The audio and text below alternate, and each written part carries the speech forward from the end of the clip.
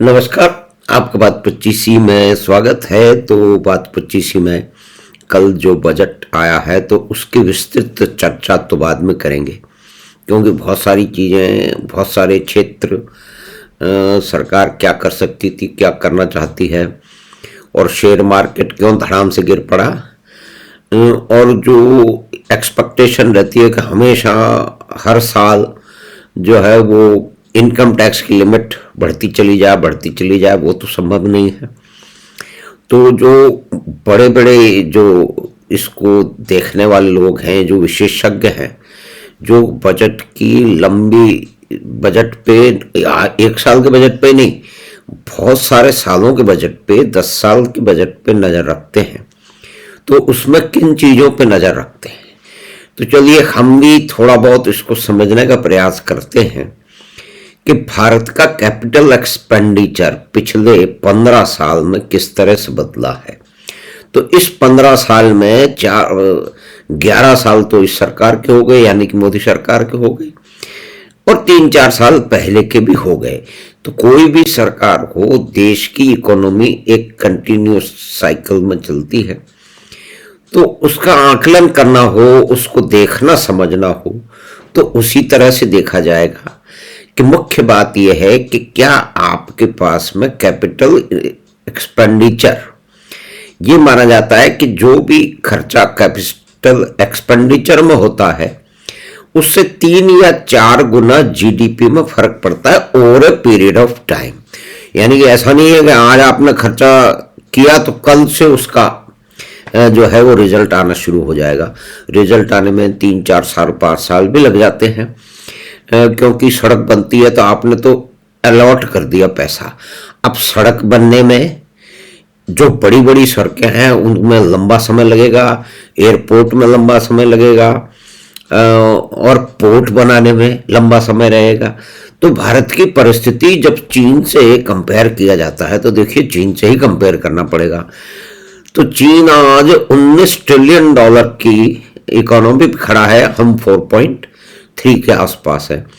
इसका मतलब हुआ 4 प्लस हम 5 समझ लीजिए कि हम 5 गुने पीछे खड़े हैं। और 5 गुने पीछे इसलिए खड़े हैं कि हमारी गति बहुत पिछले दिनों में, यानी कि लंबे कालखंड में बहुत ही धीमी रही है। धीमी इसलिए रही है क्योंकि हमने कैपिटल एक्सपेंडिचर बहुत ही कम किया।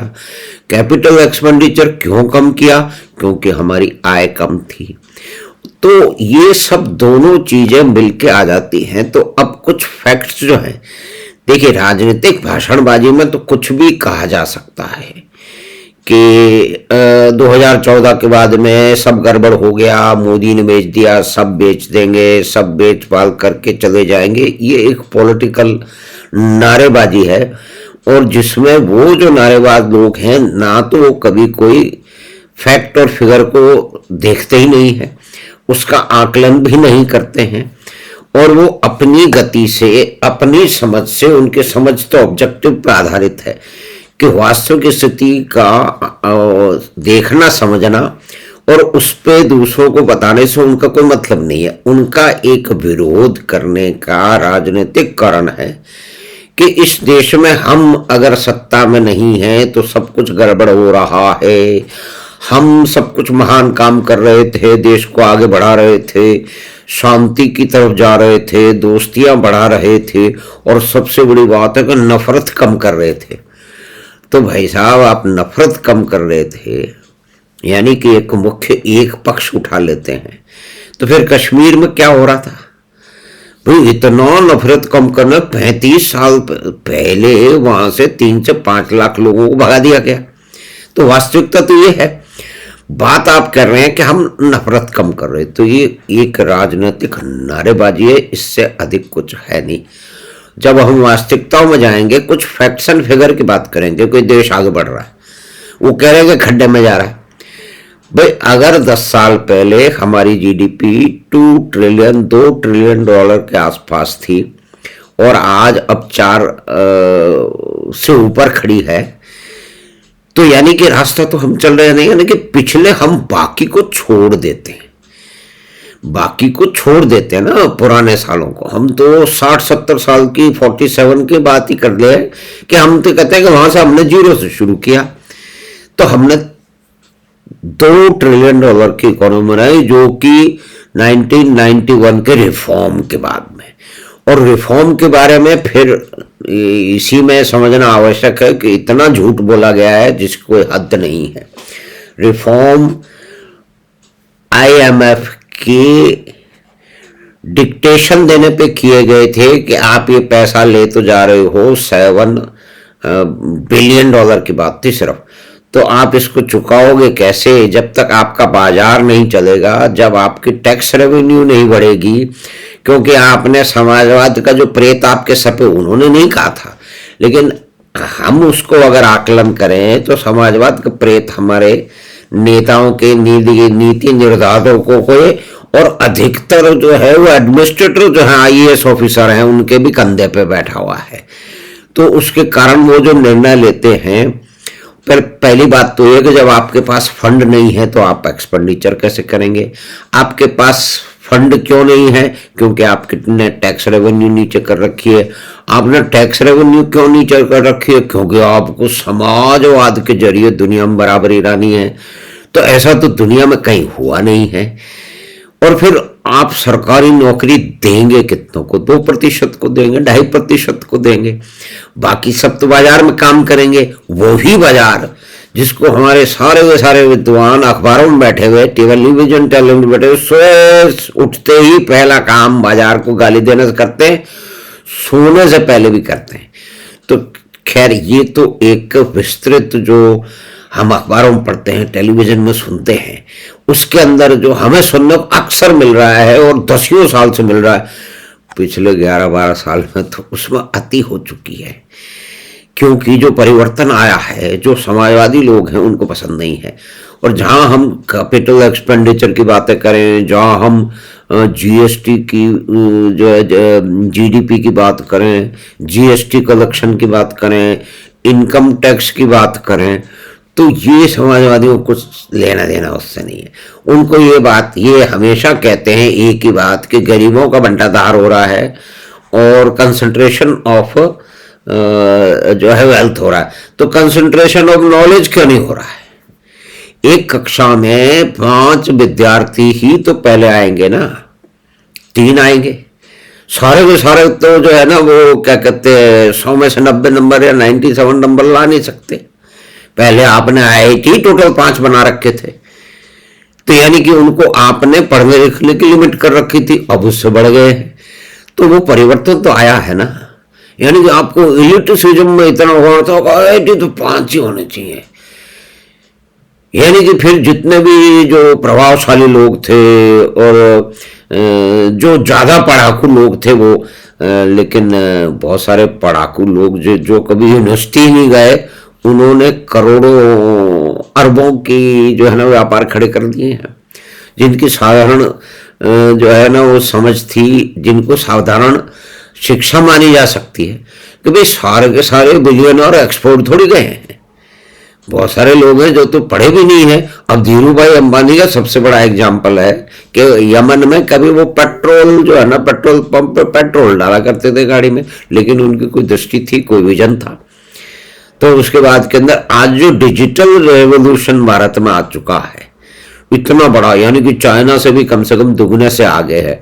डिजिटल ट्रांजैक्शन में भारत सबसे आगे है, लेकिन इसका विरोध करने वाले, आप याद कीजिए आज से 10 साल पहले क्या कर रहे थे कि एक सब्जी वाली कैसे फोन का यूज करेगी, एक रिक्शा वाला क्या करेगा। आज हम वास्तविकता में देख रहे हैं। तो कुल मिला के बात यह है कि भारत का कैपिटल एक्सपेंडिचर अलग अलग तरह के फेज में से होकर गुजरा है, और लास्ट में सिर्फ 15 साल की बात कर लेते हैं तो उसको 3-4 भागों में बांटना पड़ेगा। एक तो स्ट्रेटेजिक ट्रांसफॉर्मेशन, यानी कि आपने एक जो ये कर रखा था कि सब्सिडी पे ही चलाए जाएंगे और एसेट क्रिएशन नहीं होगा। मनरेगा में तो ये होता था ना कि कुछ भी लिख दो, आदमियों को खड्डा खोद दो उसके पैसे मिल जाएंगे, खड्डा बूर दो उसके मतलब भर दो उसके पैसे मिल जाएंगे। कोई परमानेंट एसेट क्रिएशन किसी में होगा नहीं, तो अब उसको जोड़ दिया गया है, तो यही तो समस्या होगी। दूसरी बात यह कि जब डिजिटल सब कुछ नहीं था, हाथ से लिखा जाता था, यानी कि पैसे तो आदमी तो आए हैं 50, तनख्वाह बांटी जा रही है 100 को। तो इस तरह से यह भयंकर भ्रष्टाचार होता था। और यही भयंकर भ्रष्टाचार की जो नीति है, और क्योंकि उसमें परिवर्तन तो कोई आया नहीं, तो परिवर्तन जो आने शुरू हुए हैं, मुख्य रूप से परिवर्तन जो है वो डिजिटल ट्रांसफॉर्मेशन ने कितना बदल दिया है कि आप घर बैठे बैठे पहले कई काम कर सकते हो। उसके लिए मुझे अभी भी याद है कि बिजली के बिल को जमा करने के लिए छुट्टी लेनी पड़ती थी फैक्ट्री से, या किसी को भेजना पड़ता था, और फिर वो जाता था 11-10 बजे, 4 बजे वापस आता था, इतनी बड़ी लाइन होती थी। आज आप घर में बैठे बैठे जो है ना ट्रांजैक्शन कर सकते हो। आप 20 रुपए से लेकर के आप हजारों रुपए का किसी को पेमेंट कर सकते हो, डिजिटल पेमेंट कर सकते हो। तो ये जो परिवर्तन है ये मुख्य रूप से, और इतने सारे बैंक अकाउंट खुल गए, पहले क्यों नहीं खुले, यानी कि आपका ट्रांसफॉर्मेशन का जो है वो नजरिया ही नहीं था, आपका कंसंट्रेशन का नजरिया था। और फिर हम आगे इसको डिस्कस करेंगे कि उनके पास में टैलेंट गैप भी बहुत था, क्योंकि जब शीर्ष नेतृत्व के पास में टैलेंट नहीं होता है तो फिर वो अपने से भोंदू लोगों को अपने पास में रखते हैं। तो इसी के कारण जो है ट्रांसफॉर्मेशन हो नहीं पाया, यानी कि आप व्यापार का आप पे ध्यान ही नहीं है, तो इसीलिए आप, क्योंकि चाइना क्यों हमसे आगे है, इसी एग्जाम्पल में हम समझते हैं कि 2010-11 के अंदर जो कैपिटल एक्सपेंडिचर था पूरे साल का, उतना तो एक साल में अब बढ़ रहा है, यानी कि उससे करीब 8 गुना हो चुका है। 1.6 लाख करोड़ का जो है ना वो एक्सपेंडिचर, कभी कैपिटल एक्सपेंडिचर भारत करता था 2010-11 में। तो वहां से हम जब 12.2 पे पहुंच गए हैं तो 8 गुना करीब करीब बढ़ी गया ना। और दूसरी तरफ हमारे पास में विद्वान लोगों की ऐसी कमी नहीं है, जिनको फैक्ट्स एंड फिगर से कुछ मालूम ही नहीं है, जिनको कोई लेना देना नहीं है। उनको कहो कि फैक्ट्स में जाओ, कहते फैक्ट्स में क्या रखा है, नहीं फिगर वगैरह हम नहीं देखते। अरे भाई साहब, तो अगर आप फिगर नहीं देखते हैं तो आप कैसे अंदाजा लगाओगे? और फिर उन जो आगे बढ़े फिगर सब झूठी है, तो वास्तविकता तो कुछ है ही नहीं। तो जीडीपी तो आपकी बढ़ी है, तो कैपिटल एक्सपेंडिचर भी उसी तरह से 8 गुना बढ़ चुका है। अगर हम 15 साल की बात करें तो, 16 साल की बात करें तो, और उसके अंदर इसको जो इस तरह से इस्तेमाल हुआ है कि जब ग्लोबल क्राइसिस आई तो हम पे अधिक फर्क पड़ा नहीं है, क्योंकि उस तरह से हम एक्सपोर्ट ओरिएंटेड जो है ना इकोनॉमी नहीं है। तो ये तो एक जिसको कहते हैं कि स्थिति है जिसका निर्माण पिछले दिनों में हुआ है।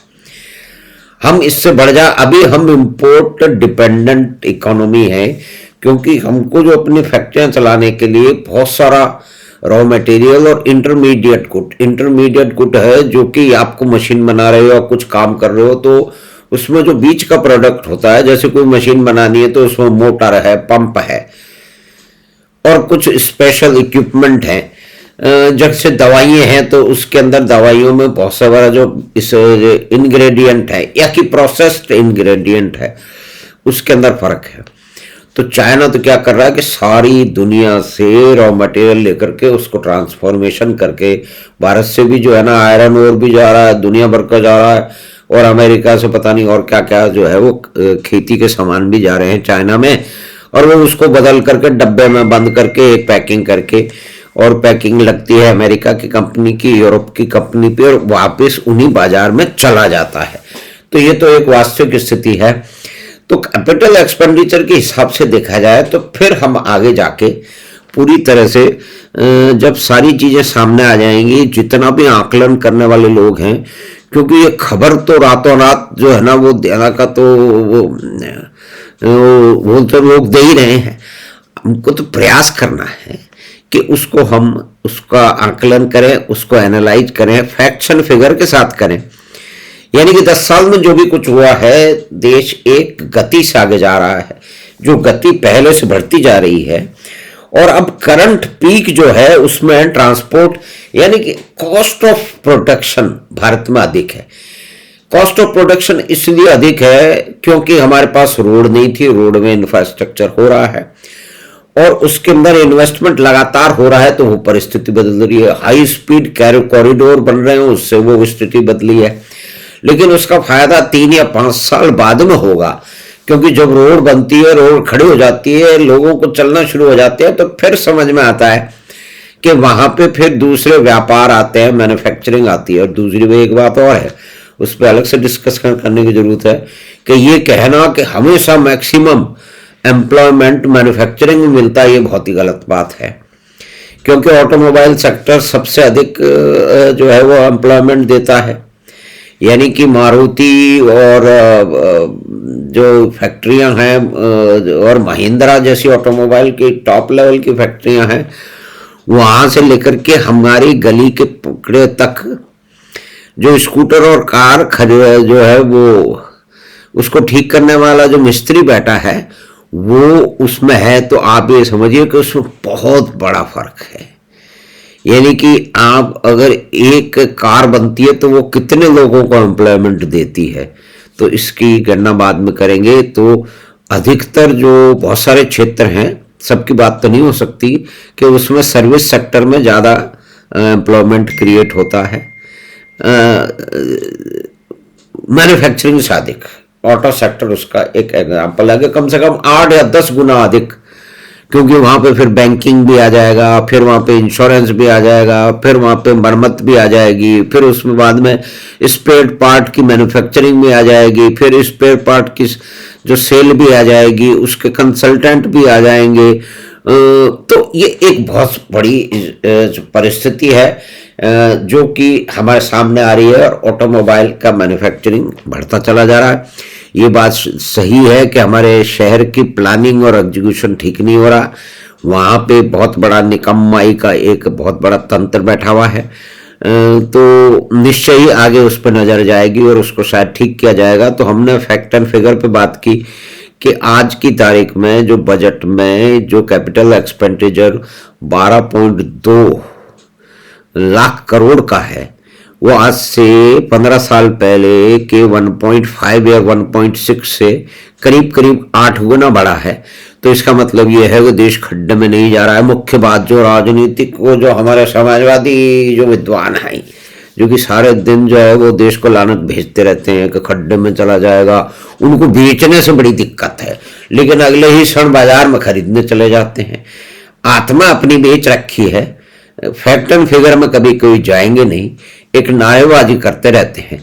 तो हमने चर्चा करने का प्रयास किया कि पिछले 15 साल में कैपिटल एक्सपेंडिचर किस तरह से क्या हुआ भारत में, और उसी तरह से आगे चलते हुए फिर परिस्थितियां बदलेंगी और कई क्षेत्रों को सोच समझ करके, जैसे बजट में टेक्सटाइल है और मेडिकल टूरिज्म है, ये ऐसे क्षेत्र हैं जिसके अंदर जो भी इंफ्रास्ट्रक्चर में अभी तक इन्वेस्टमेंट हो चुका है उसका एक बेहतर जो है वो उपयोग हो पाएगा, लोगों को रोजगार भी मिलेंगे और फॉरेन एक्सचेंज भी आएगी।